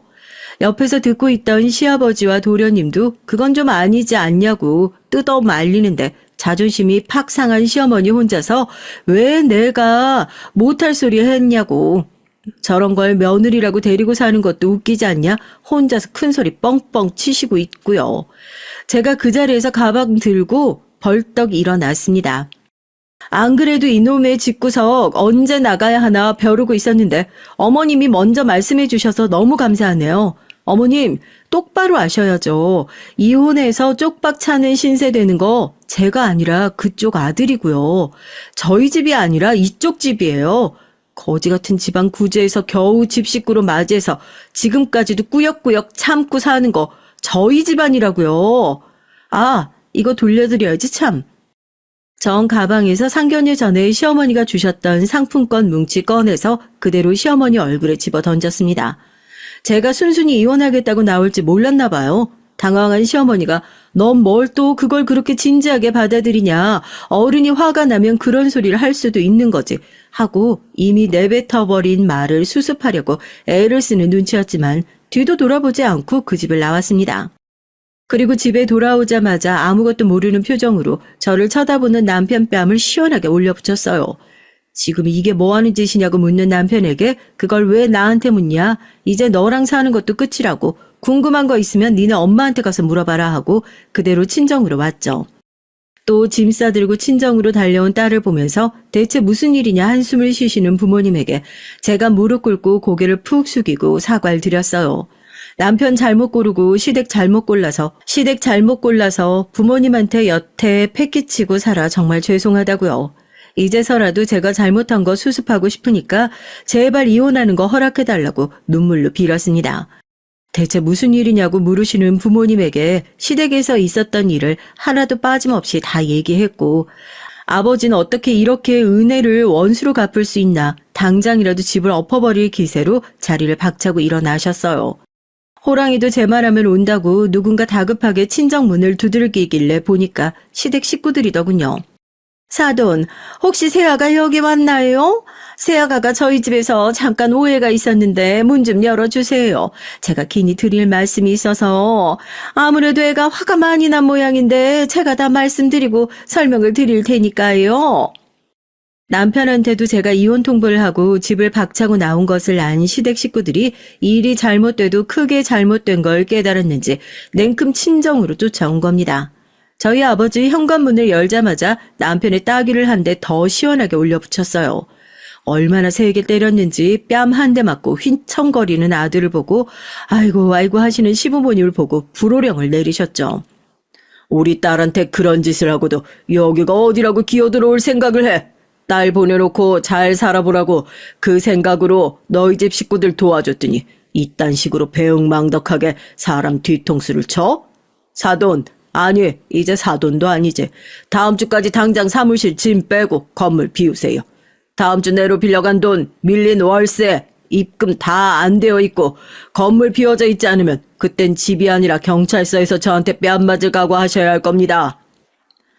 시어머니와 시아버지 그제서야 저희 앞에 무릎을 꿇고 본인들이 다 잘못했다면서 이 입이 문제라고 자기 손바닥으로 입을 마구 치면서 한 번만 용서해달라 빌기 시작했고 저희 엄마도 기가 막혀서 이런 쓰레기들 당장 청소해서 내다버려도 시원찮다면서 문 앞에 세워둔 쌀이비를 들고 시댁 식구들을 마구 내리쳐서 내쫓고 문을 쾅 소리나게 닫아버렸습니다. 거의 1시간이 넘는 시간 동안 문 앞에서 꼼짝을 안 하고 죄송하다고 울고불고 문을 두들기길래 결국 경찰을 불러서 질질 끌어내 그 소동을 마무리 지을 수 있었네요. 진작에 이렇게 깔끔하게 마무리를 할 수 있었던 걸 대체 저 인간들에게 무슨 정이 남아있어서 뭘 봐주고 싶어서 참고 살았는지 부모님한테 다시 생각해도 죄송한 마음뿐이라 고개를 푹 숙이고 사과만 했습니다. 식구들 잘못 고른 게 뭔 죄가 있어. 저런 못된 인간들이랑 지금이라도 인연 끊어냈으니까 다행이라고 생각하자. 싼값에 인생 공부한 거야. 지금부터라도 마음 굳게 먹어. 고생했다. 정말 고생했어. 건물을 당장 비울 수 없다고 버티는 시댁 식구들 때문에 결국 이 싸움은 법적 공방으로 이어지게 됐어요. 그 와중에 예비 동서가 될 뻔했던 그 시동생이 만나던 여자분, 저에게 집에 무슨 일이 있냐면서 먼저 연락을 해온 덕분에 제가 겪은 일들 다 전하고 지금이라도 늦지 않았으니 파혼해라 알려주며 하마터면 그 집에 피해자 하나 더 늘릴 뻔한 거 막았으니 그거 하나 다행이라고 생각해야겠네요. 시아버진 지금 건물 불법 점유죄부터 사기죄까지 한때 가족이라는 이름이 무색하게 다양한 죄목으로 저희 아버지에게 고소장이 접수되어 있는 상태입니다. 며느리 대접 귀하게 못한 죄에 혹독하게 치르게 해주려고요. 저희 엄마 말대로 인생 경험 전 절대로 싼값에 치렀다고 생각하지 않지만 이제서라도 이 나쁜 인연들 다 끊어낼 수 있는 게 어디냐 생각하면서 위안 삼아 봐야죠. 가족이라는 이름으로 상처 주고 사는 사람들 정말 많습니다. 참고 사는 것이 능사가 아닐 수 있어요. 헌신하다가 헌신짝 되고 가만히 있으면 가만히인 줄 안다는 말. 그게 뭔지 저 이번 일을 통해서 제대로 느꼈습니다. 제발 사연을 들으시는 분들 중에선 저처럼 바보같이 당하시는 분들이 없기를 간절히 바라면서 이만 사연 마무리하겠습니다. 그동안 저 역시 참 호구처럼 살았지만 이젠 더 이상 그렇게 살지 않을 거라 결심했으니 답답했던 저에게도 앞으로 똑바로 살라 따끔한 응원 한마디 보내주시면 감사하겠습니다. 안녕하세요. 서울 사는 30대 후반 여자입니다. 결혼한 지는 3년 정도 됐고 바쁘게 일하느라 아직 아이는 없어요. 저는 평범한 4년제 대학을 졸업하고 나서 오랫동안 적성을 찾지 못해 방황을 했습니다. 취업준비생을 빙자한 채 오랜 세월을 백수로 허송세월을 보냈죠. 부모님의 걱정도 이만저만이 아니었습니다. 집안의 장녀가 대학 졸업하고 저리도 팽팽 놀고 있으니 아직 앞길이 한창인 동생들이 뭘 보고 배우겠냐며 혀를 끌끌 차곤 하셨죠. 하지만 어떤 일에도 흥미가 생기지 않던 걸 저도 어쩌겠어요. 처음 한두 해는 공무원 고시 준비한답시고 어영부영 날렸고 그 다음 해는 해외 취업을 준비해보겠다고 영어 공부에 잠깐 열정을 쏟다가 그것도 금방 시들시들해져서 접었고 그 다음엔 공인중개사 자격증을 준비한답시고 맨날 학원에 가방만 놓고선 수업을 땡땡이 치고 주변 코인 노래방이나 술집을 놀러다니면서 세월을 허비했죠. 당연히 자격증 시험에 붙었을 리는 만무하고요. 정신을 차려보니 어느새 30대에 접어들어 있었습니다. 주변 친구들 중엔 이미 직장에서 자리를 잡아 차분하게 자신의 앞길을 닦아 나가는 친구도 있었고 이미 시집을 가서 아이를 낳은 친구도 있었죠. 저만 인생이라는 고난이도 게임에서 나고자가 되어 끊임없는 방황을 할 뿐이었어요. 그러지 말고 눈을 좀 낮춰보지 그러니 중소기업 중에도 좋은 건 많아. 맨날 대기업 어려운 자격증 따야 가능한 직업만 찾으니까 계속 제자리잖아. 지금이라도 늦지 않았으니까 차근차근 작은 회사부터 경력 쌓아서 더 큰 회사로 이직하고 그렇게 전공법으로 가보자. 응? 저의 오랜 방황이 걱정됐는지 평소엔 그런 얘기를 잘 꺼내지 않던 아빠마저 저를 앉혀놓고 얘기를 하셨습니다. 아빠, 이제 와서 이 나이 먹고 중소기업 신입사원으로 들어가려는 게 말이나 돼? 내 친구들이 지금 회사에서 팀장이야.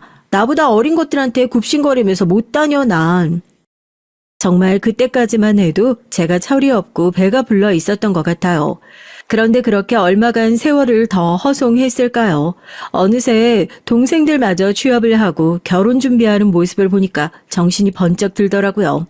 그래, 내가 아직 적성을 찾지 못했고 하고 싶은 일은 찾지도 못했지만 그렇다고 언제까지 부모님 신세를 질 수는 없다. 적어도 내 생활비 정도는 내가 벌면서 미래를 도모하자. 지금 생각하면 부끄럽지만 그때까지 별다른 알바조차도 하지 않으면서 부모님한테 용돈을 탔으면서 살고 있었거든요. 그런데 동생들이 제 몫을 해내는 모습을 보니까 장녀인 제가 너무나 부끄러웠습니다. 그래서 마음이 내키지 않지만 눈을 확 낮춰서 취업 문턱이 비교적 낮은 중소기업 규모의 회사들을 면접을 보기 시작했어요. 그러나 패기롭게 시작한 중소기업 입사 계획도 그다지 순탄치는 않았습니다. 처음 면접을 보러 간 회사에서 있었던 일인데요. 아직도 이런 인간들이 세상에 존재한다는 게 치가 떨릴 지경이더군요. 윤지영 씨, 반가워요. 전 이 회사 대표 김상만이에요. 뭐 스펙은 이 정도면 된 것 같고. 남자친구 있어요? 네? 아니 없는데요. 근데 그건 왜... 잘 됐네. 그 면접은 다 집어치우고 저녁 시간도 다 됐는데 근처 가서 나랑 한잔 합시다. 내가 사지. 한 잔씩 들이키면서 심도 있게 서로 알아보자고. 회사 면접에서 남자친구가 있는 것은 왜 물어보는지도 잘 이해가 안 가는데 100번 양보해서 물어볼 수 있다 쳐도 없다고 하니까 잘 됐다고 하는 건 또 뭐죠? 게다가 바로 이어서 면접 내팽개치고 자기랑 술을 마시러 가자니요. 전 인터넷에서 볼 법한 중소기업의 그늘을 이런 식으로 면접에서부터 경험하게 될 줄 몰랐습니다. 제가 오늘은 선약이 있어서요. 그럼 이만 일어나겠습니다. 전 너무 불쾌해서 그 자리를 박차고 뛰쳐나왔어요. 정말 며칠 동안 불쾌했던 기억이 가시질 않았습니다. 그런데 얼마 후 찾아간 다른 면접장은 더 가관이었어요. 반가워요. 나이가 좀 있네. 나이보단 동안인 것 같군요. 네, 감사합니다. 머리가 말끔하게 벗겨진 중년의 남자 면접관이 제게 건넨 첫 마디부터 뭔가 심상치 않았는데 역시나 제 불길한 예감은 적중하더군요. 그보다 원래 바지를 즐겨 입나? 네? 최대한 단정하게 입고 왔습니다만 무슨 문제라도 있나요? 제가 그날 정장 바지를 입고서 면접에 들어갔는데 그 면접관은 안경알 위로 제 위아래를 쭉 훑어보더니 말했습니다. 아니, 보아하니 치마도 잘 어울릴 것 같은데 혹시 바지를 종아리까지 한번 걷어볼래요? 네? 아니, 갑자기 그건 왜요? 전 너무나 황당한 면접관의 요구에 두 눈이 동그래져서 물었습니다. 혹시나 오해할까봐 말씀드리는 건데 저 무슨 모델 면접 간 거 아니고요. 일반 회사에서 사무직으로 면접 보러 간 거였어요. 아니, 가끔 우리 사무실에 거래처 바이어들이 방문하는데 여직원들이 예쁘게 차려입고 있어서 나쁠 건 없어서. 우리는 꼭 여직원들을 치마를 입고 출근하게 해요. 이상하게 생각하지 말고 한번 걷어봐요. 전 정말 그 자리에서 그 대머리 면접관의 따귀를 올려붙일 뻔했습니다. 저도 한 성격 하는지라 냅다 쌍욕을 퍼부었죠. 야, 이 변태 새끼야. 뭐? 종아리를 걷어. 이거 명백한 성희롱이야. 내가 당신들 싹 다 신고할 거야. 이 쓰레기 같은 새끼들. 전 가르침을 한껏 모아 바닥에 퇴하고 뱉고는 뒤도 안 돌아보고 그 자리를 뛰쳐나왔어요. 그렇게 패기롭게 면접장을 뛰쳐나왔지만 씩씩거리면서 한참을 걷다 보니 이내 눈물이 흘렀습니다. 남들은 쉽게 하는 취업이 나에겐 왜 이렇게 험악한가. 애초에 하향 지원한 이런 조그마한 회사들에서조차 난 이런 굴욕을 겪어야 하는 걸까. 정말 별의별 생각이 다 들어서 그 자리에서 주저앉아 흑흑거리며 울었어요. 저기 아가씨, 괜찮으세요? 무슨 일인지 모르겠지만 여기서 이러지 마시고 잠깐 이 안으로 들어와서 따뜻한 차 한잔 하세요. 길거리에 주저앉아 끄끄거리고 있던 제가 안쓰러웠는지 웬 인자한 아저씨 한 분이 제게 말을 붙이셨습니다. 아니에요. 별일 아니에요. 그럼 전 이만. 제가 그 자리를 뜨려고 하자 그 인자한 아저씨는 제게 다시 한번 제안을 했어요. 무슨 일인지 모르지만 잠깐 들어와 앉아있다가요. 마침 저희도 한가하던 참이라. 제가 고개를 들어 아저씨가 나온 곳을 보니 이렇게 써 있었습니다. 미래부동산 중개법인.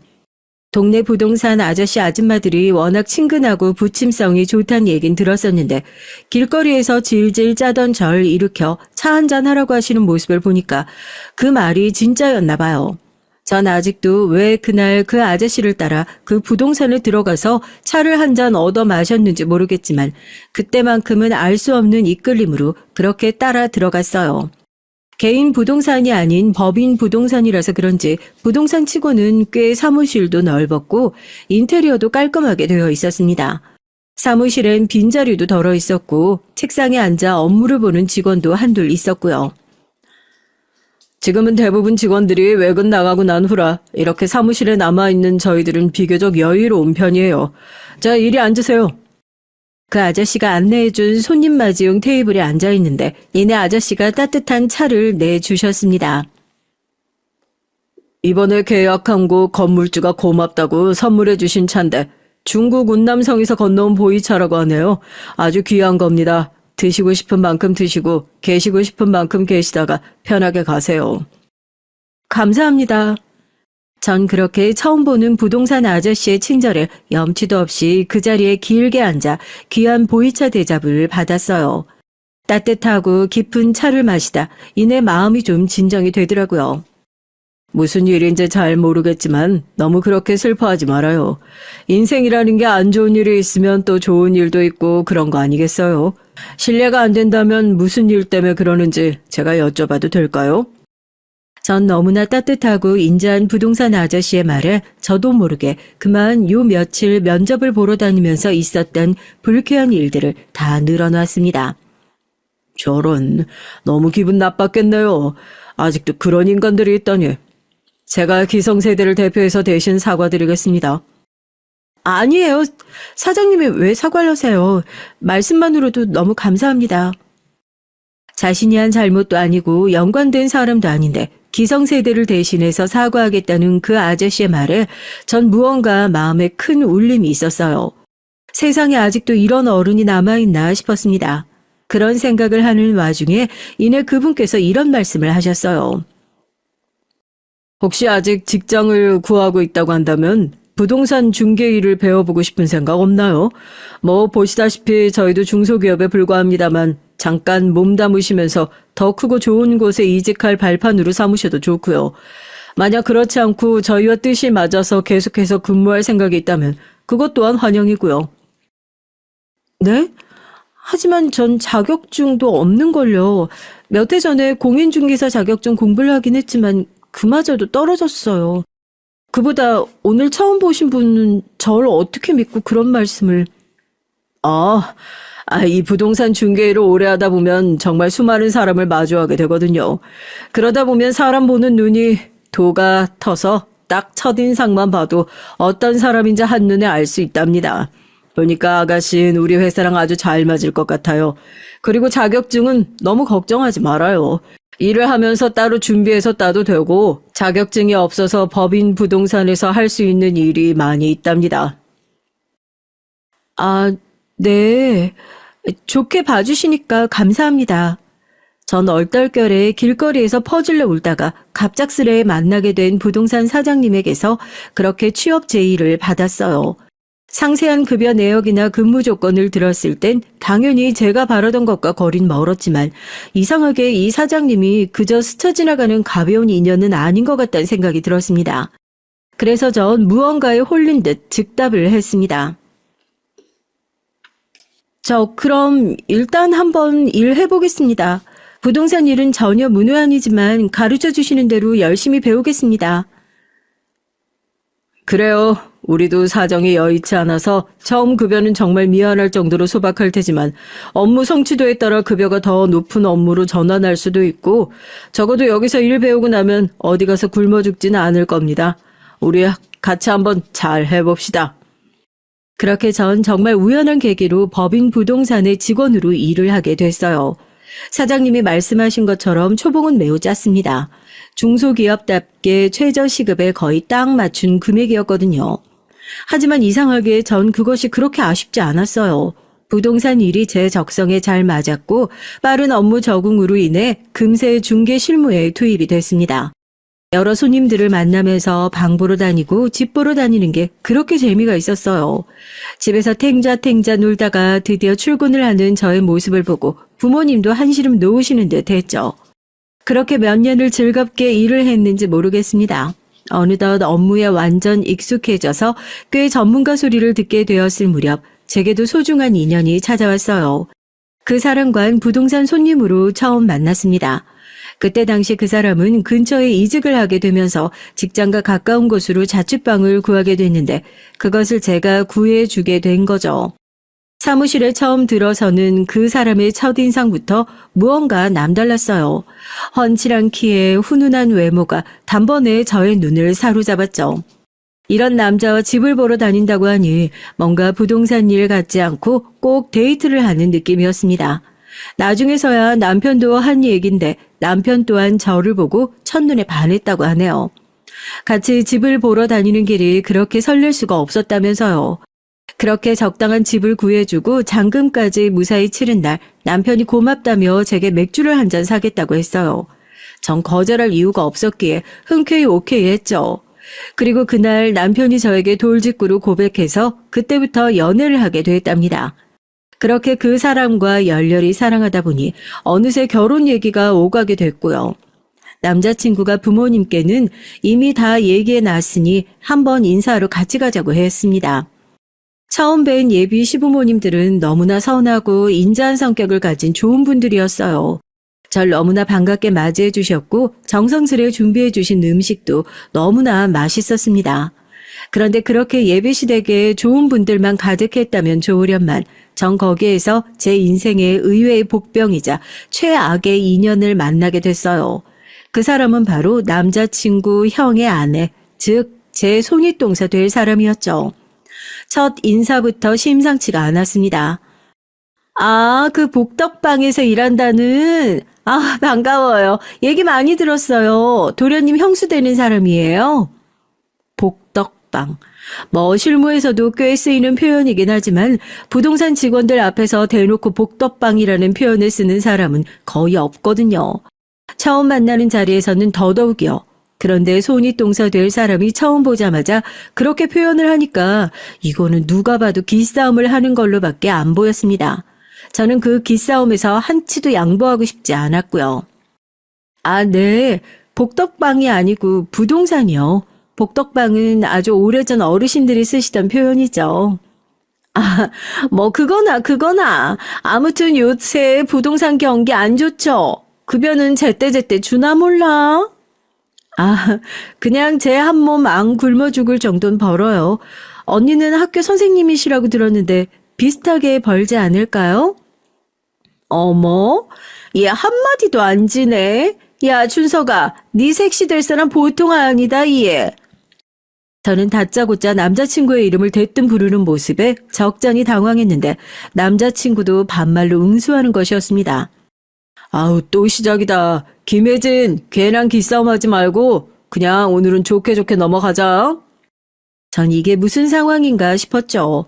왜 남자친구가 형수와 말을 놓고 편하게 지내는지 의아해 할 쯤 예비 시어머니가 말리고 나섰습니다.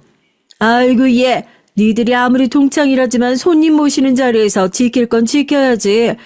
너 이 녀석 깍듯이 형수 대접 못해? 시어머니는 형님을 나무라기는 그러셨는지 남자친구를 나무라셨어요. 네, 시어머니 말대로 두 사람은 동갑내기 같은 고등학교 동창이라고 하더군요. 남편과 예비 시아주버님, 형님까지 고등학교 때 다 같은 동아리였다나 봐요. 내가 오늘 딱 얘기하려고 했는데 형수가 먼저 얘기해버렸네. 형수가 원래 말이 이렇게 험해. 어머? 너 그거 내 편 들어주는 거야? 아니면 까는 거야? 입장 확실히 해? 너네는 1분도 안 지났는데 또 시작이니? 그만두지 못해! 시어머니의 나무라는 말로 그렇게 상황은 일단락 됐지만 전 그날 저녁 식사 내내 불편한 마음을 감출 수 없었어요. 돌아오는 길에 남자친구에게 왜 손윗동서 될 사람에 대해 미리 말하지 않았느냐고 뭐라고 했습니다. 그런 무례한 모습도 미리 알고만 있었더라면 마음의 준비를 하고 갔을 텐데 거기에 더해 두 사람이 동창이었다는 것이 무언가 깨름직한 마음이 들었거든요. 미안. 난 진짜로 오늘 자리에서 자연스럽게 말하려고 했었어. 그리고 걔가 원래 말이 험악하긴 한데 처음 보는 너한테까지 그렇게 무례하게 굴 줄 몰랐거든. 나도 예상하지 못했던 상황이야. 다음부턴 이런 일 없도록 할게. 그래도 그렇게 남편이 정말 예상 못한 일이었다며 진심으로 사과를 하자 저의 마음도 조금 누그러졌습니다. 결혼 생활하는 내내 저 형님과 마주하게 될 걸 생각하니 한편으로는 스트레스를 받기도 했지만 뭐 그래도 남편의 동창이고 두 사람의 친분이 어느 정도 있어 보이니 남편이 중간에서 잘 중재를 해줄 것이라고 믿기로 했죠. 그 믿음은 결혼하고 나서 처참하게 빗나가긴 했지만요. 어쨌거나 그 이후로 결혼 계획은 일사천리로 진행되어 머지않아 무사히 결혼을 잘 치렀어요. 결혼식에 참석한 제 친구들은 어디서 저런 훈남 남편을 붙잡았냐고 다들 부러워했고 제 어깨도 덩달아 으쓱해졌답니다.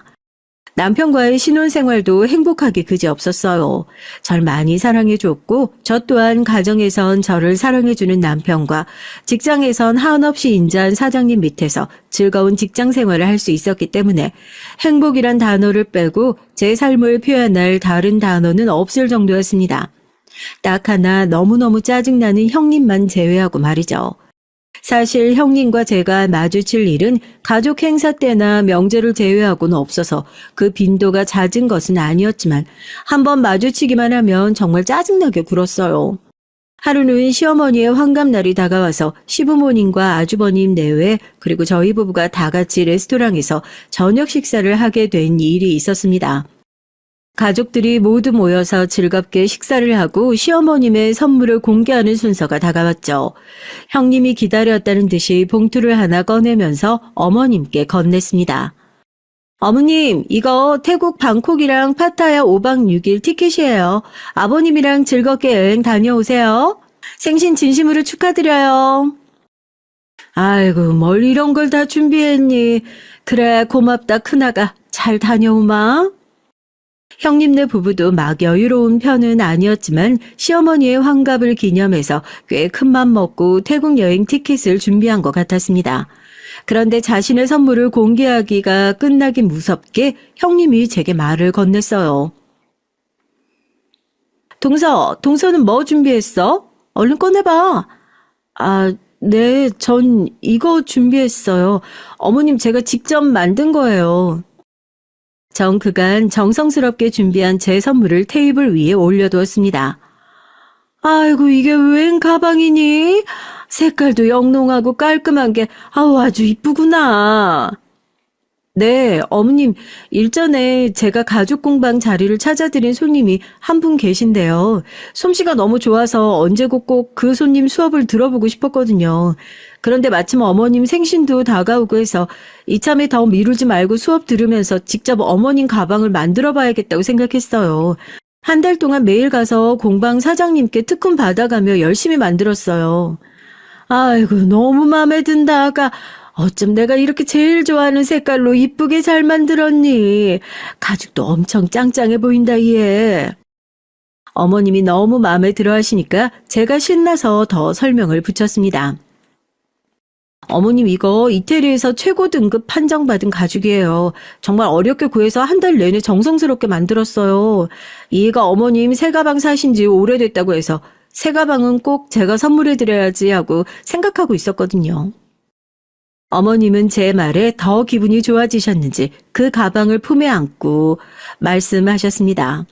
너무 고맙다가 안 그래도 새 가방 하나 필요했는데 우리 막내 며느리가 직접 만든 거라고 하니까 더 귀하고 값지지 뭐냐. 그렇게 훈훈하고 화기애애한 분위기가 이어지는데 형님이 찬물을 확 끼얹었습니다. 동서, 아무리 정성도 좋다지만 그래도 어머님 환갑인데 이왕이면 명품 브랜드 가방으로 센스 있게 딱 준비를 했어야지. 이게 뭐야, 마감도 허술하고 색깔도 너무 유치하잖아? 전 형님의 그 말을 듣는데 기분이 팍 상했어요. 아니 어머님도 마음에 들어하시고 하는데 지가 뭐라고 나서서 그렇게 제가 준비한 선물을 비하하는지 정말 웃기지도 않았습니다. 아마도 시어머니께서 자기가 무리해서 준비한 선물보다 제 소박한 선물을 마음에 들어하시는 게 배알이 꼴려도 단단히 꼴린 것 같았어요. 형님, 제 형편의 명품 가방은 지금 좀 무리이기도 하고요. 명품 브랜드에서 쓰는 가죽보다 훨씬 고급 가죽 어렵게 구해서 정말 한 땀 한 땀 정성스럽게 만든 거예요. 그리고 제 솜씨 좋다고 공방 원장님도 칭찬해 주셨고요. 어머님도 마음에 들어 하시는데 꼭 그렇게 찬물을 끼얹으셔야 돼요? 또 한마디도 안 지려고 하네. 아니, 직장 생활한다면서 그동안 그런 돈도 안 모아두고 뭐 했어? 아, 중소기업 다닌다고 했지? 그러게 내가 준석이한테 중소기업 다니는 색시는 다시 한번 좀 생각해보라고 했더니 끝끝내 말을 안 듣고 아유. 전 그 말에 빠직해서 형님에게 반박했습니다. 형님, 제가 중소기업 다니는 거랑 지금 이 상황이랑 무슨 상관이 있죠? 그리고 저 작은 회사 다니긴 하지만 적어도 남편한테 손 안 벌리고 제 몫은 똑바로 하고 있어요. 형님이야말로 무슨 삼성전자급 대기업 다니시는 것도 아니고 어차피 공무원 월급 빤한데 저에 비해서 벌면 얼마나 더 버신다고 그렇게 유세를 떠세요? 뭐? 유세를 떨어? 이게 손윗동서한테 이제 아주 막 나가네. 야, 내가 아무리 공무원이지만 너보다는 더 벌어. 여기서 급여 통장 깔까? 네, 한번 까보세요. 얼마나 더 벌길래 그러시는지 저도 두 눈으로 확인 좀 하게요. 아이고, 기본급 150만 원 버는 것보다 내가 2배는 더 벌어 이거사. 전 갑자기 제 기본급을 언급하는 형님의 말에 카운터를 한 대 얻어맞은 것 같았습니다. 머리가 어질어질해서 정신을 차릴 수가 없었어요. 어떻게 알았는지 제 기본급을 알고 있었기 때문에 저리도 당당하게 나올 수 있었던 것입니다. 네? 아니, 형님이 제 기본급 액수를 어떻게 알고 계세요? 어떻게 알긴 네 남편한테 미리 물어봐서 알고 있지. 그 얘기 듣고 내가 얼마나 두 사람 결혼을 반대했는데 아유, 박준석, 저 반편이, 아유. 전 너무나 충격을 받았어요. 아니, 남편이라는 인간이 지 형수한테 제 급여가 얼마인지는 왜 얘기하는 거죠? 전 너무나 큰 배신감에 남편 쪽을 쳐다봤는데 남편은 어쩔 줄을 몰라서 쩔쩔매고 있었습니다. 그렇게 저랑 형님의 분위기가 더욱 거세지자 시어머님이 제 편을 들어주셨어요. 아이고, 너는 또 시작이니? 아, 왜 막내만 보면 못 잡아먹어서 안달이야. 내 취향에 꼭 맞게 아주 이쁘게 잘 만들었구만. 너희들이 준비한 선물 어느 하나도 안개한 것이 없다. 그러니까 쓸데없는 실갱이는 그만두고 어연 남은 음식이나 마저 먹어. 어머님이 말리지 않았더라면 형님이고 뭐고 진짜 계급장 다 떼고 머리끄댕이 잡고 남편이란 자식 얼굴에도 뜨거운 국물을 확 퍼부을 뻔했어요. 형님이란 인간이 사사건건 저를 업수히 여기면서 시비 거는 것도 짜증나는데 남편이란 작자가 보호를 해주기는커녕 제 약점 잡힐 만한 얘기를 먼저 형님한테 한다는 게 말이 되는 상황인가요? 둔치가 없는 건지 지능이 낮은 건지 정말 그 자리에서 한 대 쥐어받고 싶었습니다. 전 속에서 열불이 터질 대로 터져서 형님에게 한마디 건네려고 했는데 남편이 옆에서 다른 사람들 안 보이게 제 양손목을 꼭 잡고서 소리 없이 말렸어요. 제가 그런 남편을 화난 눈빛으로 째려보자 남편이 간절한 눈빛으로 제게 애원하듯 그러지 말라는 사인을 보냈고요. 전 남편에게만 들릴 정도로 작게 집에 가서 보자고 화를 겨우 눌렀습니다. 결국 그날도 기분이 잡칠 대로 잡친 채 집으로 돌아오는 길에 남편을 쥐잡듯이 잡았죠. 오빠 진짜 미쳤어? 내 급여를 왜 형님한테 얘기해? 안 그래도 나 무시하는 사람한테. 그리고 형님이 그렇게까지 무례하게 구는데 오히려 나를 말려? 뭐 하자는 거야 대체? 진짜 내 손에 죽고 싶어? 미안해 지용아. 진짜 미안해. 그냥 형수 얘기 이전에 워낙 친했던 동창이니까 결혼 준비하는 얘기하면서 겸사겸사 앞으로 우리 계획도 얘기하면서 곁다리로 말한 건데 그걸 거기서 그렇게 써먹을 줄은 몰랐네. 진짜 미안하다. 야, 이 나쁜 자식아. 네가 그러고도 남편이야? 정말 속 터진다, 속 터져. 너 정말 내 편이 맞긴 해? 진짜 미안해. 다 내 잘못이야, 응? 남편의 장점이다 단점은 자기 잘못을 온전히 빠르게 인정한다는 점이었습니다. 그게 장점이라면 자신의 잘못을 돌이켜 볼 줄 아는 사람이기 때문에 큰 싸움이 벌어지지 않는다는 것이었고, 단점이라면 전 아직 화가 안 풀렸는데 본인이 저렇게 잘못했다고 싹싹 비니 저만 나쁜 사람이 되는 느낌이 드는 것이었어요. 그러자면 애초에 이런 저의 화를 원천 봉쇄해버리는 남편이 얄미워지기까지 했습니다. 너 한 번만 더 선 넘으면 진짜 나 이 결혼 어떻게 할지 모른다. 똑똑히 기억해도 지 마누라 급여를 형수한테 말하는 게 말이나 되니? 전 정말 저승사자의 얼굴을 하고선 남편에게 엄포를 놨어요. 사과가 빠른 남편은 다시 제게 연신 사과를 하며 다시는 안 그러겠노라고 약속을 했죠. 그런데 그쯤 되니까 제게 의문이 하나 생겼습니다. 그것은 왜 형님은 저에게 그렇게까지 쓸데없는 관심을 가지는 걸까 하는 것이었죠. 뭐 제 직업이 마음에 안 들고 뭐가 마음에 안 들고 하는 건 100번 양보해서 자기 취향이라고 해도 손 아래 동서의 급여 내역까지 조사하는 건 아무리 생각해도 좀 이상했습니다. 그런 생각이 들고 나서 그간의 형님의 행동을 돌이켜보니까 그것은 저에 대한 자격지심 그 이상도 이하도 아니었어요. 아니 더 정확히 라이벌 의식에 가까웠습니다. 일반적으로 동서지간의 자격지심을 느끼는 일들이야 다른 가정에서도 흔하게 일어나는 일이지만 형님의 자격지심은 뭔가 모르게 그 색깔이 달랐죠. 그래서 전 남편에게 물었습니다. 오빠, 근데 형님은 왜 그렇게까지 나한테 쓸데없는 관심을 가지는 거야? 단순히 동서지간에 오지랖 부리는 것 치곤 선을 좀 크게 넘지 않았어? 그게 이것도 언젠간 말하려고 했는데 지금 한꺼번에 말하는 게 낫겠다. 확실하진 않은데 아마 그때 일 때문일 거야. 남편이 쭈뼛쭈뼛하면서 꺼낸 얘기는 너무나 놀라웠습니다. 앞서 말씀드렸다시피 남편과 형님은 고등학교 동창이자 시아주버님과 함께 같은 동아리 소속이었다고 말씀드렸었죠.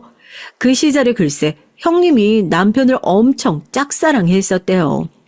남편은 잘생기고 키도 훤칠했기 때문에 문 여학생들에게 인기가 참 많았는데요. 형님도 그 중에 한 명이었던 거죠. 그런데 남편은 형님이 전혀 여자로 느껴지지 않아서 여러 번 야멸차게 거절을 했었고요.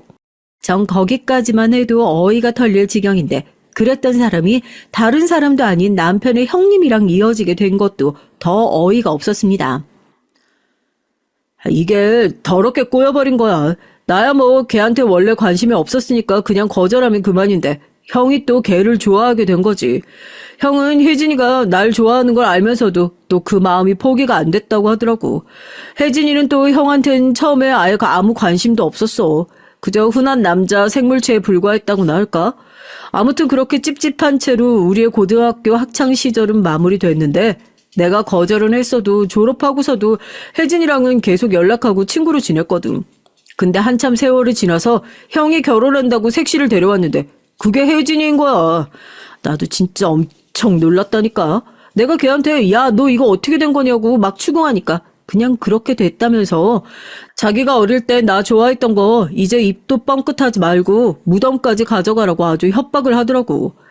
난 뭔가 깨름칙했지만 뭐 영원히 장가 못 갈 것 같은 새님 같은 형이 결혼을 한다는데 반대할 수는 없었지.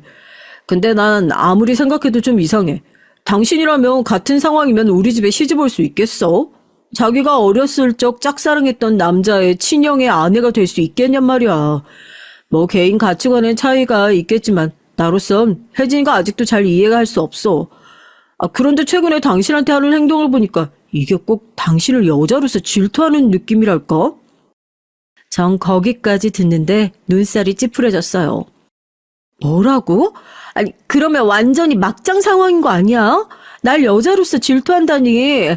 그럼 아직도 당신한테 마음이 남아있다고? 그래서 아주버님이랑 결혼까지 해서 당신 곁에 머물러 있는 거라고?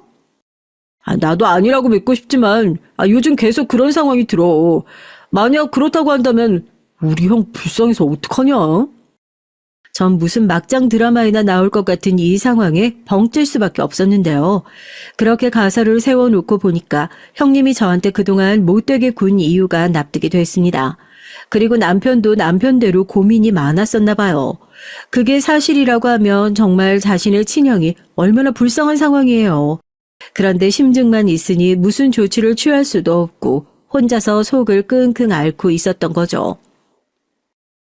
아니길 빌어야지. 우리 형을 위해서도. 그리고 우리 가정의 평화를 위해서도. 아무튼 상황을 좀 지켜보자.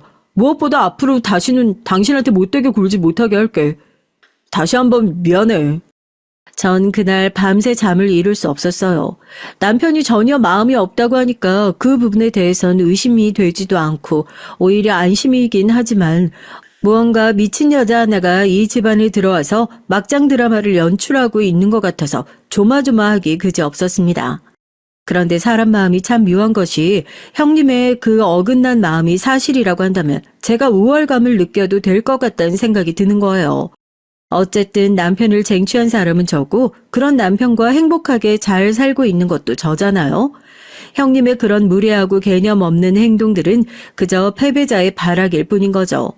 그렇게 생각하고 나니까 형님이 그간 굴었던 못된 행동들이 하나도 기분 나쁘지가 않았어요. 요즘 말로 타격감이 전혀 없다고나 할까요? 그래서 아주버님께는 죄송한 얘기지만 형님의 그 마음이 사실이어서 제가 평생 우월감을 느끼며 살았으면 좋겠다는 생각까지 하게 되더라니까요. 정말 저도 그렇게까지 착한 사람은 아닌가 봅니다. 어쨌든 악재라고만은 여길 수 없는 것이 그런 사실을 알고 난 후에 형님에 대한 저의 스트레스는 눈에 띄게 줄었어요. 뭐라고 지랄지랄해도 그저 불쌍하다는 생각밖에 안 들더라고요. 차라리 잘 됐다 싶었습니다. 그런데 그 지랄도 계속 선을 넘으니까 더 이상은 못 참겠다는 순간이 찾아왔죠. 그간 제가 열심히 회사 생활을 해온 결과 대리에서 과장으로 승진을 하게 됐는데요. 기본급은 역시나 적었지만 그래도 제가 열심히 일한 것에 대한 인정을 받는 것 같아 기분이 매우 좋았습니다. 더욱 기분 좋았던 건 시부모님께서 어떻게 그 소식을 접하시고는 저를 위해서 축하 파티를 열어주겠다고 하셨어요. 그래서 다시 한번 시부모님과 아주버님 내외와 저희 부부와 함께 모이게 됐죠. 윤지영 과장님의 승진을 축하합니다. 남편이 선창과 함께 폭죽을 터뜨리자 식구들 모두가 박수를 치고 좋아하는데 오직 형님만이 썩은 표정으로 말없이 앉아 있었습니다.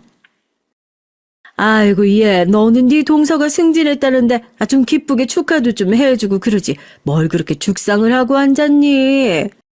시어머니가 형님을 나무라듯 얘기하자 형님이 여전히 변함없는 모습으로 절 조롱하기 시작했어요. 어머님, 고작 중소기업 과장으로 승진한 것 같다가 이런 황금 같은 주말에 이 비싼 레스토랑에서 이렇게 모여서 축하할 일인가요? 누가 보면 뭐 사시라도 합격한 줄 알겠어요? 얘는 꼭 말을 그렇게 해야겠니? 막내가 회사에서 열심히 일해서 그 보상을 받는 건데 회사 크기가 뭐가 중요해? 괜히 오늘 또 분위기 망칠 생각하지 말거라.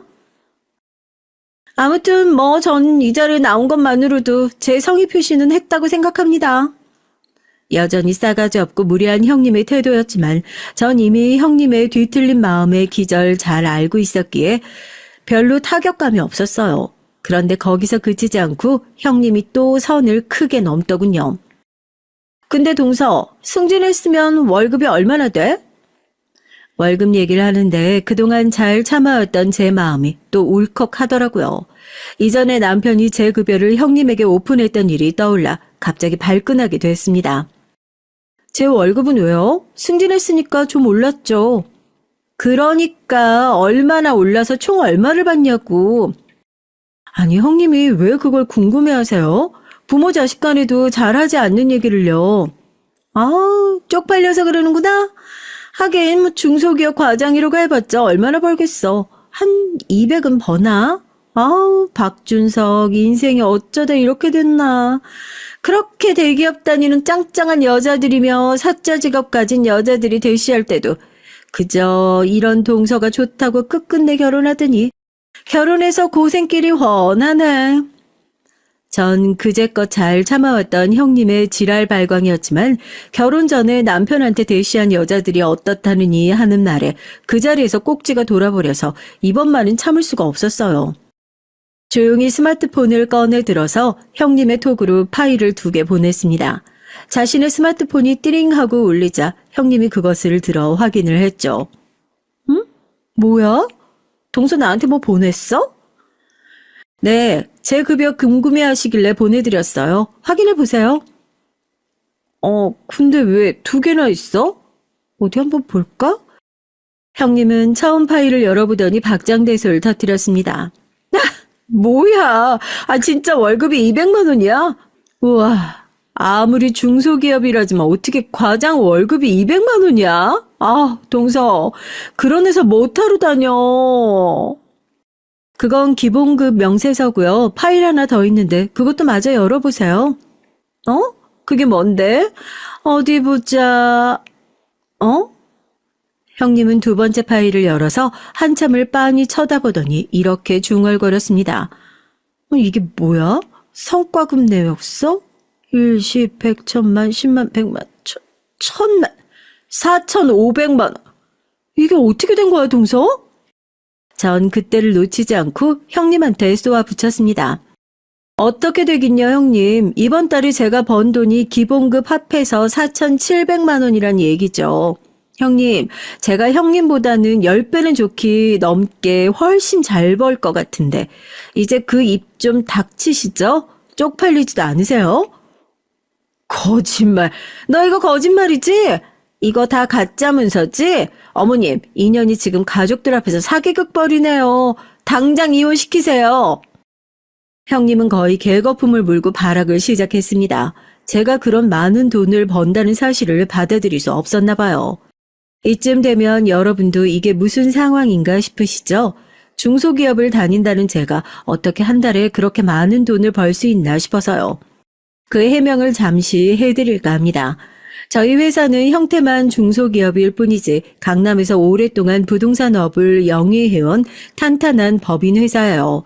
앞서 말씀드린 기본급 150, 200만 원은 말 그대로 기본급으로 받는 돈이고 그 외에 별도로 중개 실적을 올리면 그 올리는 만큼 인센티브를 받는 제도죠. 형님은 애초에 제 기본급만 가지고 저를 무시했던 건데 제가 버는 어마어마한 인센티브 급여는 아예 상상도 못하고 있었던 겁니다. 강남 부동산 중개시장은 그 규모가 엄청나서 일반적인 동네 부동산에서 거래하는 매물들과는 그 덩치 자체가 달라요. 물건의 규모마다 차이가 있지만 어떤 물건들은 한 번의 계약으로 그 중개 수수료만 몇천만 원이 제 통장에 바로 꽂히기도 하죠. 이번 달은 4,500만 원짜리 계약을 썼지만 지난달엔 7천만 원이 넘는 돈을 벌기도 했습니다. 실적이 안 좋을 땐 물론 수익이 없는 달도 있지만 평균을 내보면 진짜 못 벌던 해에도 평균 월 3, 4천만 원은 꾸준히 벌었어요. 제가 돈 많은 티 내는 걸 진짜 싫어해서 그간 말을 안 하고 참고 살았던 건데 이참에 형님을 완전히 찍어 눌러 놓아야겠다고 생각이 들어서 뒤늦게 제 수익을 공개한 겁니다. 형님, 저한테 자격지심 가지시는 거 얼마든지 좋은데요. 절 비하하고 이의와 관계를 흔드는 무례한 발언은 앞으로 삼가해 주세요. 저 형님이 함부로 무시할 만한 사람은 아니고요. 이의도 저 정말 사랑하고 아껴서 저랑 결혼 결심한 거니까요. 왜요? 형님은 가질 수 없는 남자라서 배알이 막 꼴려요? 약이 막 올라요? 뭐야? 이 미친년이 진짜. 야, 너 이리 안 와? 형님이 눈깔이 뒤집혀서 제 머리끄덩이를 잡고 달려드는데 남편이 그런 형님의 손모가지를 확 낚아채고 소리쳤습니다. 그만해 김혜진. 언제까지 이렇게 추잡하게 굴 거야? 형한테 미안하지도 않아? 남편이 말리고 나서자 형님도 흠칫 놀라는 눈치였어요. 갑자기 그게 무슨 말이야. 남편한테 미안하냐니. 넌 빠져 있어. 이거 나. 가슴에 손을 얹고 똑바로 네 현실을 직시해. 괜히 엄한 내 아내한테 화풀이하지 말고. 너 다시 한 번만 이 사람 건드리면 내가 절대 가만 안 놔둔다. 남편은 그렇게 말하고선 형님의 양팔을 툭 던져놓고선 뒤돌아서 짐을 챙겨버렸습니다. 엄마 아버지 이 정도면 이 사람 축하 파티는 족한 것 같네요. 저희 이만 들어갈게요. 연락드릴게요. 여보 가자. 남편이 그렇게 단호하게 형님에게 으름장을 놓자 형님은 금방이라도 눈물이 터질 듯 울먹이는 표정이었고 시부모님도 한숨을 푹푹 쉬면서 옷가지를 챙겨 일어나셨습니다. 소심한 아주버님만이 형님을 쭈뼛쭈뼛 챙기고 있을 뿐이었죠. 남편이 형님에게 말한 그 현실을 직시하라는 말의 의미는 무엇이었을까요? 그것은 아마도 자신에 대한 뒤틀린 마음으로 자신의 형과 결혼까지 해서 자신의 곁에 머물러 있는 그 모습을 스스로 돌아보고 깨달으라는 의미 아니었을까요?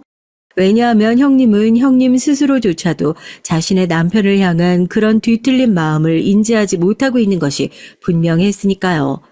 그리고 그것이 자신과 아주버님을 얼마나 괴롭게 하는 것인지도요. 그날 그런 난장판이 벌어진 뒤 집에 돌아오는데 웬일로 제 편을 들어준 남편이 무척 고마웠습니다. 오, 박준석 씨, 웬일로 내 편을 그렇게 멋있게 들어주신대? 이제야말로 남편이 아니라 내 편 같은데? 무슨 소리야. 난 항상 당신 편이지. 나도 그간 고민 많이 했어. 혜진이 걔 이대로 두면 안 되겠다는 생각 계속 했었는데 아까 계속해서 당신 긁어대는데 이제는 뭐라도 액션을 취해야겠더라고. 걔도 생각이 있는 애면 내가 한 말이 무슨 말인지 알겠지. 난 그냥 걔도 불쌍하고 형도 걱정이야.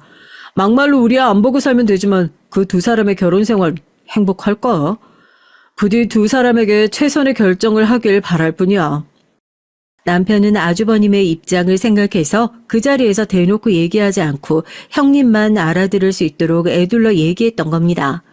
전 집에 도착해서 시부모님께 전화를 드려 좋은 자리 마련해 주셨는데 그런 소동이 일으켜서 정말 죄송하다고 사과를 드렸어요.